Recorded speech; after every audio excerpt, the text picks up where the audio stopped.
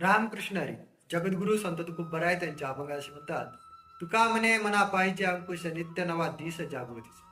स्वतःच्या मनावर आपला ताबा असला पाहिजे, कारण येणारा प्रत्येक नवा दिवस जागृतीचा आहे. संत बहिणाबाई म्हणतात, मन वाढाय वाढाय उभ्या पिकात ढोर.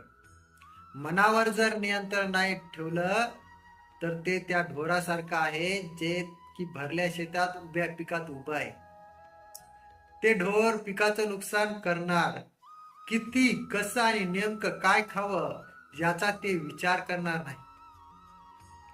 पिकासोबत स्वतःचंही अपचन करून घेऊन नुकसान करून घेणार. वरून शेतमालकाचे काठीचे फटके खाणार ते वेगळं.